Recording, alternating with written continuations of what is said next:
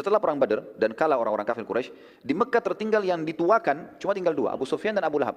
Maka penduduk banyak sekali yang menghormati Abu Sufyan karena dianggap dia orang yang memiliki suara yang keras, hartanya banyak dan mengalahkan Abu Lahab. Dan Abu Lahab punya kisah sendiri nanti. Abu Lahab sudah mati. Abu Sufyan, dia tahu orang-orang lagi pada sedih semuanya. Dan dia tahu pasukan ini keluar justru untuk membela kafilah yang dia pimpin.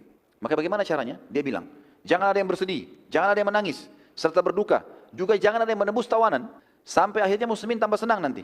Dan tamak terhadap kita. Saya akan bentuk pasukan dan akan menyerang nanti. Sementara Abu Lahab punya kisah sendiri. Dia duduk di dekat Ka'bah waktu itu, tepatnya di majelis depan halaman rumahnya Abbas. Abbas bin Abdul Muthalib kan ditawan nih. Lagi ditawan tadi di Madinah. Kebetulan waktu itu ada istrinya Abbas. Diberikan julukan dengan Ummu Fadl. Waktu itu, dia mau dapat informasi dari istrinya Abbas. Apa sih benar terjadi? Benar nggak mati pemimpin Quraisy? Saya masih belum percaya gitu. Lalu kemudian datang dia Abu Lahab ke majelisnya. Karena Abu Lahab dengan Abbas kan saudara. Pamannya Nabi dua-dua ya. Jadi ini dia datang ke rumah adiknya Abbas dan dia sedang bertemu dengan istrinya Abbas, berarti adik iparnya dia. Di sekitar majelis tersebut ada seorang yang sedang menjelaskan kejadian perang Badar dan orang ini kebetulan ikut waktu itu perang Badar. Jadi dia menceritakan begini terjadi, begini terbunuhnya, begini terbunuh, diceritain semua sama gamblang. Abu Lahab sempat bertanya, siapa di antara muslimin yang paling menyusahkan kalian di medan perang? Orang itu berkata, seseorang yang meletakkan burung merpati di dadahnya. Dan ini adalah Hamzah bin Abdul Muttalib. Artinya dia bilang kepada Abu Lahab, saudaramu sendiri. Abu Lahab sama Hamzah saudara, kakakmu sendiri itu, kakaknya dia yang mengalahkan orang-orang kafir Quraisy.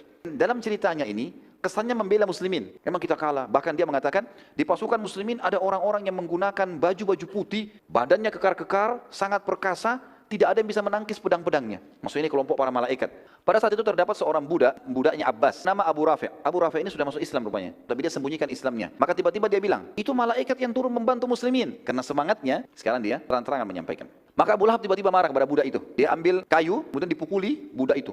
Ummu Fadl, sebagai majikannya budak ini, maka dia berusaha melepaskan Abu Rafi'. Ditarik-tarik Abu Rafi' sama Ummu Fadl, agar Abu Lahab berhenti memukulnya. Maka Ummu Fadl entah kenapa mengambil sepotong kayu besar, lalu dipukulkan ke kepalanya Abu Lahab. Hingga hanya membuat kepalanya bocor berdarah, jatuh Abu Lahab. Dan gara-gara luka itu, Abu Lahab jadi sakit parah. Dan dia meninggal gara-gara luka itu. Akhirnya, dia ditimpa penyakit yang membuat semua orang menjauh dari dia karena menular dan berbau busuk. Lukanya membusuk, kulitnya semua rusak, dan setiap orang yang mendekati tersebar berita ini akan menular. Maka tidak ada yang berani mendekati, termasuk anak-anaknya sendiri tidak ada yang mau mendekat. Akhirnya 2 hari setelah kasus perang Badar, riwayat lain ada yang menyebutkan sepekan setelah perang Badar, dan luka di kepala Abu Lahab pun mati dalam kondisi sangat mengenaskan. Semuanya badannya berwarna hitam, busuk, sampai tidak seorang pun mau mendekatinya, termasuk anak-anaknya sendiri tidak ada yang mau memandikan jenazahnya. Karena khawatir tertular. Maka anak-anak Abu Lahab melakukan satu inisiatif. Jadi dia meninggal di kamar tidurnya, maka mereka melempari batu kamar tidur itu sampai penuh dari jauh, dan mereka tidak lagi mau memakai rumah itu. Dan akhirnya dia mati dalam keadaan terhina seperti ini.